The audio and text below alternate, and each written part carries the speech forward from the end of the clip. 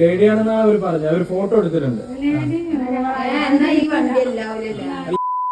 Hello guys, ഇന്ന് നമ്മുടെ ടീമിന് ഒരു കിടിലൻ കൊട്ടേഷൻ കിട്ടിയിട്ടുണ്ട് കേട്ടോ. ആളെ തല്ലാനും കൊല്ലാനും കാര്യങ്ങൾക്കും വേണ്ടിയിട്ടൊന്നല്ല, ഒരു കിടിലൻ പ്രാങ്ക് ചെയ്യാൻ വേണ്ടി. ഈ ഫോട്ടോയിൽ കാണുന്ന ഇവരുടെ ഹാപ്പി വെഡിങ് ആനിവേഴ്സറി ആണെന്ന്. ദുബായിൽ ഈ പുയ്യാപ്പിള പെണ്ണുങ്ങൾക്ക് കൊടുത്ത പ്രാങ്ക് ആണ് ഈ പ്രാങ്ക്.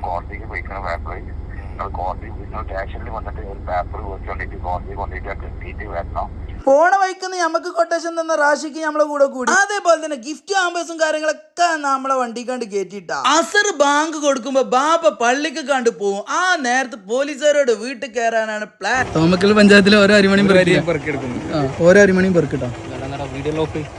അന്ന് റോങ് സൈഡ് ഒരു കേസ് വന്നിട്ടുണ്ട്. അങ്ങനല്ല സർ, പിന്നെ കൈ കാണിച്ചപ്പോ നിർത്തിയിട്ടില്ല എന്ന് പറഞ്ഞു. അതെ, അപ്പൊ ഒരു 10,000 അപ്പോ ഫൈൻ വന്നിട്ടുണ്ട്. നാളെ ഫോം കൊടുത്തിട്ട് അവിടെ കോടതിയിൽ പോയിട്ട് അടക്കണം ഫൈൻ. 3 മാസം മുമ്പ് വണ്ടി റോങ് സൈഡ് പോയി എന്ന് പറഞ്ഞിട്ടുണ്ട്. ഒരു കേസുമായിട്ട് ബന്ധപ്പെട്ടാണ് ഞങ്ങൾ പ്രാങ്ക് ചെയ്യാൻ പോയത്. 10,000 രൂപ ഫൈൻ ഉണ്ട്. ഫൈന് 3 മാസമായിട്ട് നിങ്ങൾ അടക്കാത്തതുകൊണ്ട് തന്നെ വണ്ടി ഇന്ന് സീസ് ചെയ്യും. നാളെ കോഴിക്കോട് സ്റ്റേഷനിൽ വന്നിട്ട് ഫൈൻ അടച്ചിട്ട് നിങ്ങൾക്ക് വണ്ടി എടുത്ത് പോകാന്നാണ് പറയുന്നത് കേട്ടോ. വണ്ടിയുടെ കീ, അവരുടെ ലൈസൻസ്, RC ബുക്ക്, അങ്ങനത്തെ സാധനങ്ങളൊക്കെ വാങ്ങി വെച്ച് ചെക്കിങ് കാര്യങ്ങളൊക്കെ നടന്നുകൊണ്ടിരിക്കണ. പേടിച്ച് ടെൻഷൻ അടിച്ച് പട്ടാറടിക്കും. ഒന്നും അറിയില്ലല്ലോ. അപ്പൊ വന്നിരുന്നേ. അപ്പൊ അവര് പറഞ്ഞു ഇങ്ങനെയല്ല, അങ്ങനെ പൊയ്ക്കോളിന്ന് പറഞ്ഞ് പോലീസുകാര്. നമ്മള് ഫോട്ടോ എടുത്തോ കാര്യമൊന്നും നമ്മളറിയില്ല. പൈസ നമുക്ക് അടക്കാം, പിന്നെ വണ്ടി എടുക്കാതിരിക്കാൻ പറ്റുമോ?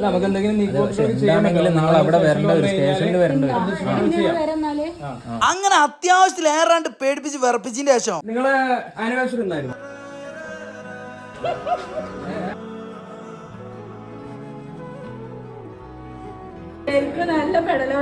അങ്ങനെ സംഭവിക്കുന്ന ഓരോ വിവരങ്ങളും ഹസ്ബൻഡിന് റിപ്പോർട്ട് ചെയ്ത് കൊടുക്കുന്നു. റാഷിയൊക്കെ പ്രാങ്കിപ്പോ ഓരോ വക ഒരു ജ്യൂസും കിട്ടി. ഹാമ്പറിലുള്ള മുട്ടായി എങ്ങനെ കഴിഞ്ഞു എന്നുള്ളത് നമ്മളോട് ചോദിക്കരുത് കേട്ടോ. അപ്പൊ ഇതാട്ടോ കൊടുത്ത ഹാമ്പേഴ്സ് സെറ്റ് ആക്കിയിട്ടില്ല ഹിക്മ ഹബ് എന്ന് പറഞ്ഞിട്ടുള്ള ടീമാട്ടോ. അത് വേറെ ആരുമല്ല, ഇവരുടെ താത്താന്റെ മോളും ആട്ടോ അത്.